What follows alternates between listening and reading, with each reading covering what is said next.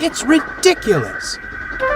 Thomas's frustration echoed around the station, but did nothing to arouse interest in his case.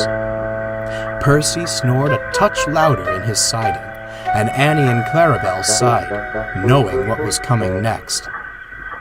If people wanted to see my branch line, why not let me show them? I know the line and our timetable better than anyone. These enthusiast specials are nonsense. Imagine making me wait at the cattle dock. As we've told you countless times, Annie sighed, the Fat Controller promised we wouldn't be late, and we're not. Just look at the clock. There's plenty of time. I do agree about the cattle dock, shivered Clarabelle, who didn't much care for cows. But never mind enthusiasts. We have our own passengers to look after. Well, of course I'll be looking after them, Thomas huffed. I have a duty to my branch line. But does the engine pulling these trains respect that? A familiar whistle echoed in the distance, and Thomas smirked knowingly. I suppose that answers my question. With more pomp than the circumstances called for, James rolled proudly into the station, whistling once more. Salutations, little engines! Passengers spilled from the coaches, cameras clicking and flashing all the while. Percy, who'd been jolted awake, merely grunted and went back to sleep.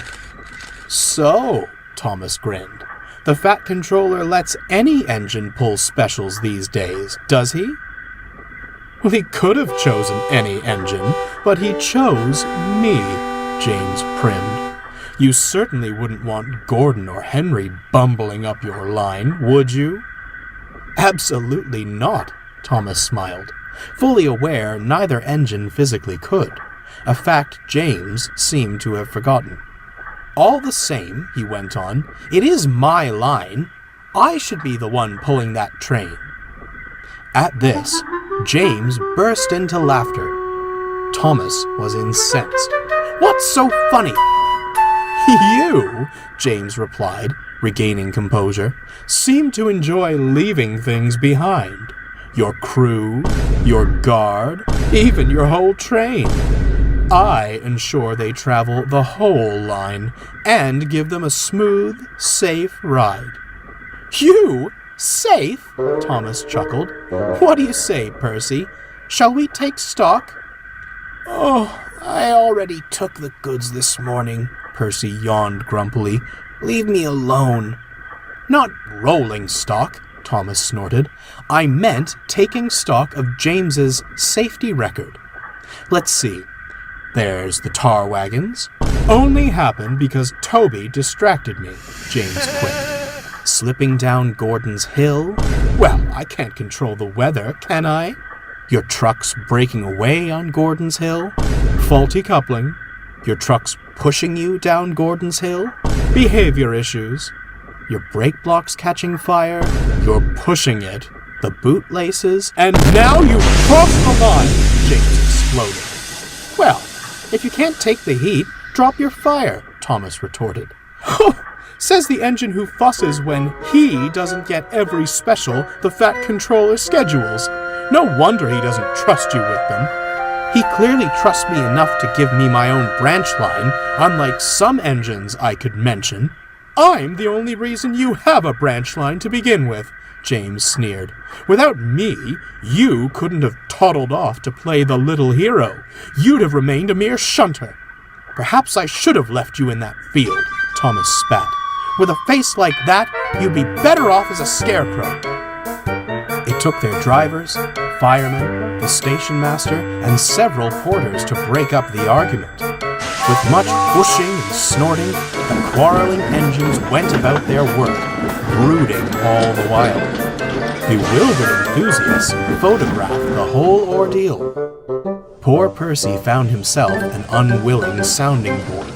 Whenever he met them, Thomas and James would complain bitterly about each other. Never thought I'd prefer the company of trucks, the little green engine muttered, scurrying off before another tirade was launched at him.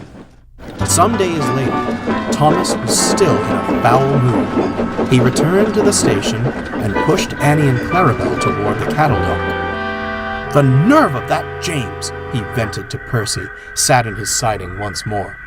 "He'd be stuck on the slow goods if it weren't for me and my branch line." "I like the sound of a slow goods," Percy smirked, "especially if it gets me away from your grumbling." Thomas's grumbling was about to keep Percy right where he was. A special livestock delivery had been scheduled for Percy's next train. The van sat at the cattle dock, the farmer about to herd the cows aboard. Unfortunately, the station master had forgotten this, and Thomas simply didn't care to look. Clarabelle was preparing to doze until James had gone, when something appeared in her path, and it was getting closer. "Stop! Stop!" she shrieked. It was no use. Thomas bumped the van, startling himself and letting off steam. Spooked, the cows gave distressed moos and took off in all directions. "My cows!" Percy shrieked from his siding. Thomas merely stuttered, but even this was drowned out by the stampeding cattle. Clarabelle, eyes shut tight, could only shiver in fright. Annie sighed, wondering how she'd landed herself in the middle of this kerfuffle. Above the clatter of the cows came the echo of a distant whistle. Thomas and Percy went pale. Before they could give the warning, James appeared, hissing and clanking.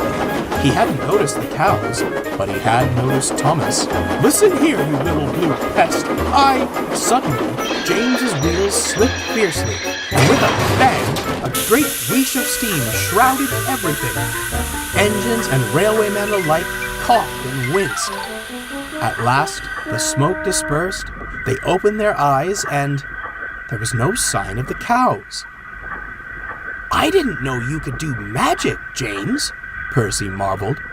A sudden moo informed them the cows hadn't disappeared, but merely relocated right into the cattle van. "Well, magic or not, that was some trick," chuckled the farmer. "You've saved my herd." "And a nasty scene," the station master gravely remarked. "You're safe to bring your train into the station now." "I'd love to, sir," James panted, "but only I can't move." "It's your own fault," his driver chimed in. "With all that smoke and steam you made on the climb up, it's little wonder you ended up priming." "Not only that, you've burst your cylinder caps, old boy," added the fireman. "You're stuck." "Not for long. I'll help." Thomas scurried from his siding, ready to pull James and the coaches to the platform.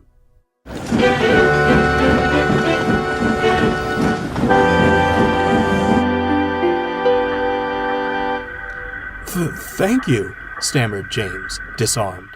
"Thank you," chuckled Thomas. "My branch was nearly a pasture." He sighed and looked at his buffers. "You did keep your passengers safe, too. I'm sorry for being cross, and for the bootlace remark."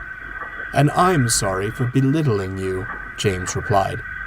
"You know, if I must come down a branch line, I'd rather it be this one. I quite like its inhabitants. You earned it, with or without me." There was silence. "Now, don't ever mention bootlaces, or I'll never come round again." Both engines burst into hearty laughter. "It's good to see you, James," Thomas smiled, as the laughter died down. "You see me at the junction all the time." "Well, only in passing. I have to rush off and make up time when you lot delay me." As the two engines laughed and teased each other, the enthusiasts took their picture. You could say they were merely photographing engines number 1 and 5 at work.